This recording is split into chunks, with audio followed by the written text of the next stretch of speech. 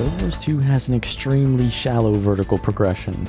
You can get the best gear within a month of playing and be set forever, and yet there's still a massive disparity in power level between newer players and veteran players. This is because the combat is extremely difficult to master, and the fighting game inspired action combat can cause one-sided fights to snowball out of control. So in this video I will show the most important techniques and strategies to get the most out of your skills, do more damage, heal more, move faster, so that new players can help bridge the gap in their skill level. For some players, getting good can be hard because they have higher ping, and this causes skill delays or makes it impossible to react to some skills. First of all, skill queuing exists, which means that whenever you're in the process of using a skill, you can press the key for your next skill and the game will essentially queue up the next skill to cast right after the last one finishes. This is nice for players with ping because as long as you press the next skill before your last finishes, they should still be able to cast back to back. This does not solve the issue of when you need to react to a situation and can't always know what button to press before it needs to be pressed, but we'll get to that in a bit. Skill queuing in general allows you to minimize your key presses because you don't need to mash your buttons to get your skills out as fast as possible. However, regardless of whether skill queuing exists or not, aftercasts are a thing. This is basically when you use a skill and the effect of that skill has already occurred, but the animation keeps going afterwards. There's no need to keep watching a skill's animation after it's done its full effect, unless you just like the visuals, but being stuck in that animation with no extra benefit means time lost that you could be using another skill. This is where animation canceling comes in. If you can stop being locked into an animation, then you would be able to progress your skills faster, meaning more skills used in a window of time, more damage, and less time for other players to react. However, animation canceling is not the simplest thing to understand because in an action combat game where every skill has its own animation, it varies greatly between which skills you're using. You can use the stow weapon keybind to cancel some long aftercasts, but in general this won't speed up your skills much because stowing also has an animation before you can use the next skill. In the case where certain skills finish their effect very early on into the animation, stowing can be useful, especially if it allows you to regain movement of your character, but in other cases the stowing animation may be just as long as the aftercast, and you won't be able to take full advantage of skill queuing at that point. So while stowing weapon is nice for conserving skills, it's not usually the best way to optimize your skill usage. Some skills have priority over others and will interrupt the casting of the lower priority skills when you cast them. This is most commonly seen on healing skills or skills with evades tied to them because they're meant to be used reactively. This overrides skill queuing and will cancel the animation of your last skill. The most common way you see this is by dodge rolling, since dodges will interrupt most actions, so you can react to a situation instead of being animation locked all the time. However, leaping or movement skills cannot be dodge cancelled. Skill hierarchies and priorities are why Guild Wars 2 combat feels so fluid as opposed to games like Elden Ring, where every skill has to run its course before you can do the next, or even dodge roll. So if you use a skill and want to dodge after the skill, you don't need to wait until the skill animation is finished, only until the skill effect has finished. This is also useful for chaining evades because some skills have evades on them, but also lengthy aftercasts, which is a window of time where you're vulnerable to attacks. But the basic dodge roll generally cannot be used to cancel movement skills. So here are two examples of how animation canceling and skill priority can improve your survivability. The core sword dagger thief build usually uses the withdraw heal, and since this is a heal skill and it's an evade, it can cancel other animations. The Sword Dagger 3 skill, Flanking Strike, has an evade on it, but a lengthy aftercast which you cannot cancel with a regular dodge because it's a movement skill. However, Withdraw has a higher skill priority, so you can use Flanking Strike and then immediately press Withdraw as soon as it lands to cancel the aftercast and to immediately evade right after.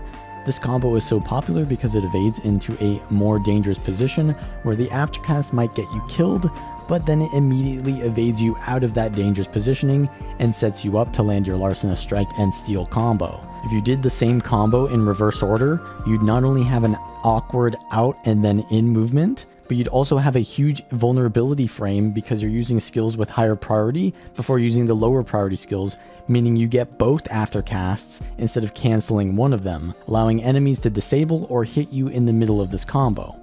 Another example is the Warrior's Greatsword 3.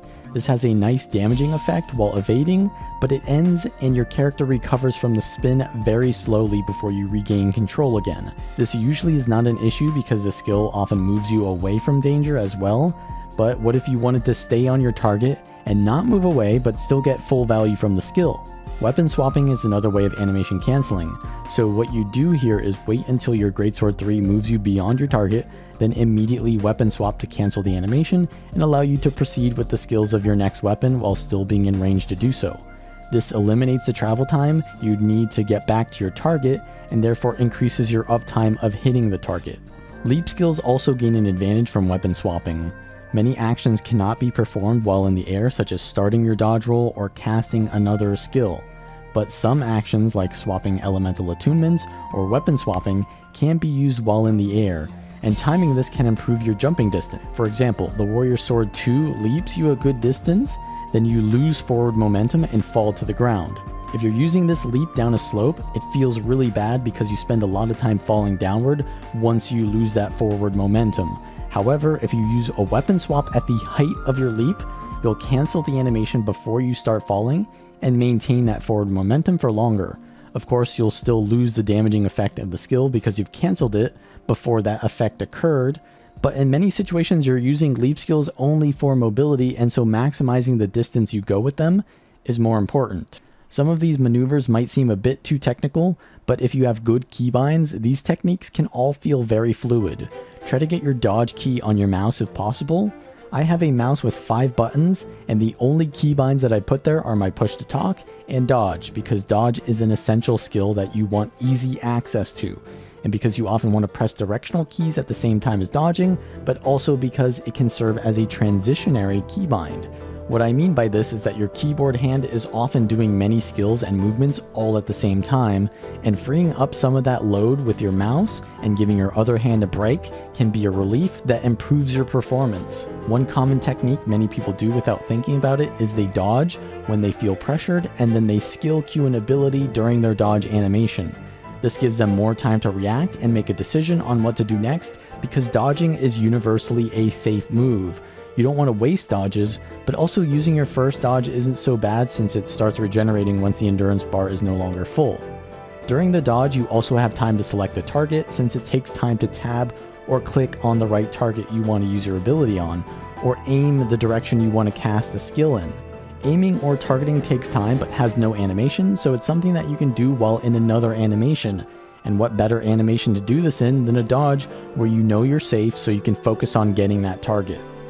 As you can see, the ability to perform multiple actions simultaneously is important despite skill queuing, because some skills have no animation and you'll want to use them while using other skills. But you also need to use movement skills while pressing those buttons, which complicates things further. You don't need an MMO mouse to do this, you just need to optimize your keybinds, minimize key presses, and spread out actions across different inputs depending on the situation. Remove any keybinds for non-combat menus or actions like mounting from the high-value keys. I personally put my mounts on the numpad because if I want to mount, I generally need to be out of combat anyway, and I can just reach over since I don't need to press any other keys during that time. You can try out the radial mount menu add-on or use Shift or Alt keybinds for your menus if you don't want to reach too far across your keyboard. But try to avoid using combination keybinds for things you need to press quickly, like your utility skills.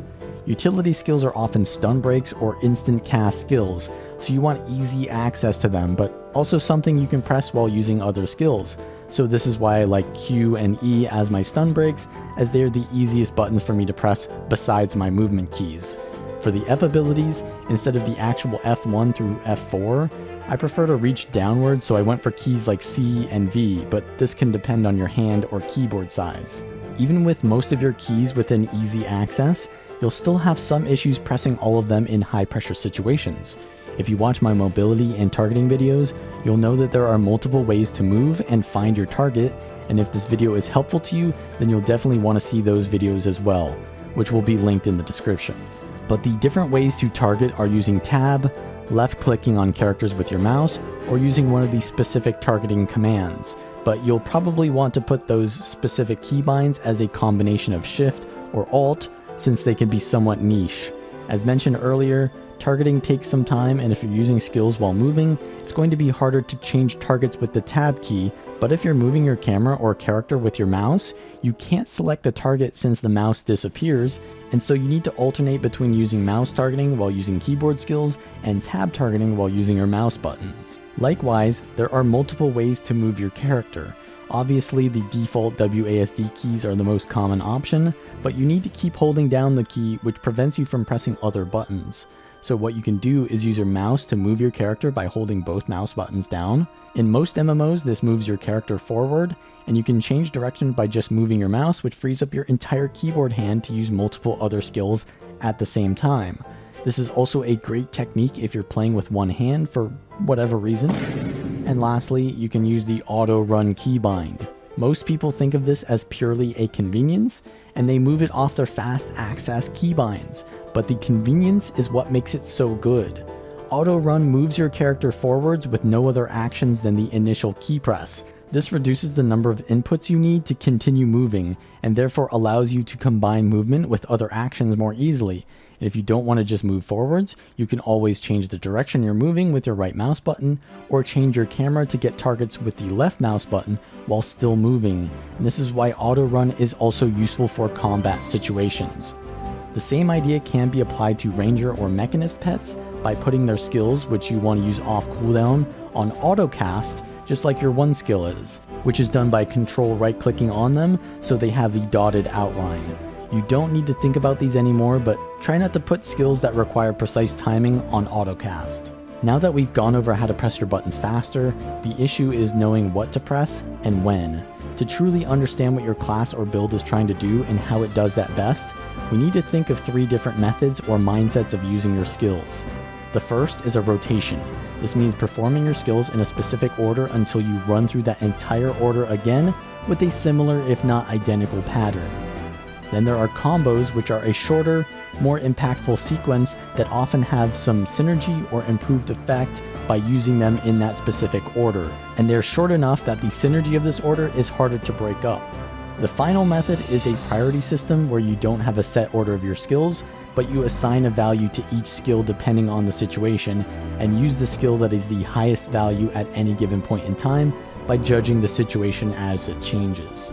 I always tell new players to learn combos and priorities, not rotations, because a rotation often assumes an ideal scenario that can change depending on the situation, whereas a priority can adapt to the situation, and also learning a series of combos is much more simple to memorize than one single long rotation. This is how memory works. And if you've ever heard of people who commit to memory hundreds of decimal places to the pi number, they do so by grouping several numbers in order and memorize the sequence of those groups rather than the entire set as one piece. If you only know a set rotation in your skills, it's also harder to adapt when things go wrong. And you don't want to wait to start at the beginning of your rotation again, you want to adapt and recover. Combos also make it easier to take advantage of the skill hierarchies mentioned before, because you can combine low priority skills with high priority skills to cancel animations, allowing you to perform these skills in a faster window of time, resulting in more damage over time. Another example of this is using the Willbender combo of Sword 5 before using the F1, because F1 has a shorter cast time the closer you are to the enemy, and Sword 5 puts you right on top of the target, allowing you to do your burst before the enemy can react. Even though the F1 technically has a higher priority than the Sword 5 because it provides so much more value, the Sword 5 enables the F1, and using these skills in the reverse order would result in less effect. So while priorities exist, groups of skills or combos often create an effect that is greater than the sum of its individual skills combined, meaning combos can be greater priority than individual skills. But while combos are more flexible, they don't show the entire picture. You might be wondering what to do after you've finished your combo. You might also run out of steam if you invest everything into your combo and it doesn't pay off. This is where priorities come in. If you learn what skills are the highest value, you can know how to adapt when your rotation is broken up, or you can know what skills are the next best thing to use after your most valuable combo skills have been used. However, priorities can be a bit overwhelming because they require a lot of thought to react to all the time, and take a lot of practice to internalize these decisions, which is why a mix of all 3 of these methods is the best way to approach your skills. Rotations are important because they maintain the most impact over time by maximizing the time that you spend doing something valuable. Combos allow you to quickly react to a change in the situation and to take advantage of synergies. And priorities don't need to be an exact science either. You can memorize the priorities of only the most important skills and then just fill in the gaps with the less important skills without worrying too much about the order since they're low priority anyway. Mentally organizing your skills this way can make it much easier to decide which ones to use, and in a fast-paced action combat, this is really important because you need to be as quick as possible with your decisions. So let's look at some examples of how certain classes are designed so we can more easily organize and memorize their skills. Elementalists are very rotation based because of their attunement cooldowns, which promote using every weapon skill before swapping to the next. However, the best rotation for a build is decided by the combos between each attunement. For example, going Earth attunement after fire gives you combos with blast finishers into your fire fields to generate might. So a rotation could be Air attunement, use all those skills, then go into the fire attunement using all those skills while making sure to save the fire fields so that they can linger on into the Earth attunement where you'll use your blast finishers early on into the Earth rotation, and then finally swap to water while waiting for your air attunement skills to come off cooldown. Revenants have a more priority-based system because they're juggling both an energy resource and cooldowns which are independent from each other, resulting in a changing optimal skill order throughout a fight. Learning which skills are the highest value for the lowest cost or cooldown can help you decide this. In Guild Wars 2, weapon skills on every weapon are organized from left to right based on their cooldown. So longer cooldowns are always on the 5 and 4 skills, while extremely short cooldowns are on the 2 skill. Longer cooldowns usually have more effect, but if your 2 and 3 skills do a lot of damage, then you should prioritize them first since they do more damage over time by continually using their short cooldowns. In the case of Revenants, the leftmost skills also cost less energy to use, so this priority system is even more important because you can't use skills even if they're off cooldown if they cost too much energy. So right before you legend swap to recharge your energy, you want to stick to using the lower cost skills if you're low on energy so you can conserve your energy while still using skills constantly. But if you still have a lot of energy before swapping, you want to use higher energy cost skills so that you don't waste the energy before you swap.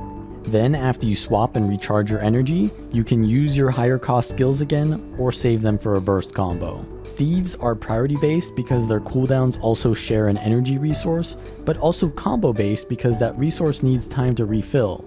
Engineers are also priority based because they don't have the cooldowns on weapon swapping that other classes have. Necromancers are more rotation based because of their weapon swap and shroud cooldown, which prevent you from accessing other skills, so you want to use everything before you lose access to it. Classes that are more based on rotations are often better for players with higher ping because your actions generally remain the same regardless of what the situation is, and you have more time to queue up your next skill because you know what is going to be ahead of time if you know your rotation. So Elementalists, Necromancers, and Rangers are some of the better classes for higher ping players. Even though Elementalists are harder to play due to higher actions per minute and lower health pool, this can all be balanced by the fact that playing a meta version of Elementalist is generally brainless spam once you learn the rotation.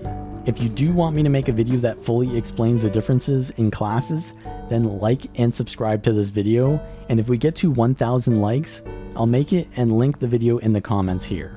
But before we end this video, we need to go over the most important thing to all of this, and it's to practice. Find a golem, whether it's in the PvP lobby or the aerodrome testing room, and just sit there practicing your build on it. Get used to doing an open or burst, then following through and maintaining your momentum. Not only can this help you decide what your priorities are by how things feel, but internalizing your rotation, priorities, and combos so that you don't need to actively think to perform them is important for when you get to an actual situation. You need to reduce your mental load so that you can focus on paying attention to your surroundings, reacting to the enemy animations, and checking the debuffs you have instead of watching your skill bar or spamming your abilities randomly. You need to know immediately what to press, and this comes with time and experience. So regardless of what game mode you play, start out by hitting a golem. Once you can internalize your build on the golem, move on and start dueling people in the free-for-all arena in the PvP lobby, or on open world events for a PvE build. Then once you feel comfortable in those situations, queue up for a PvP match or join a strike mission or raid group. Using the ideas mentioned in this video is good, but nothing replaces practice. So don't get discouraged if at first you don't succeed. All you need to do is play and practice to get better. You don't need to be a professional PvPer or reach the top DPS benchmarks to be able to play your class or build, because we all sucked when we started too, and we didn't have the luxury of knowing all the mechanics and classes so that we could play optimally from the start. Once again, if you like this content, please like and subscribe. Check the description for any other relevant links, and I'll see you all next time.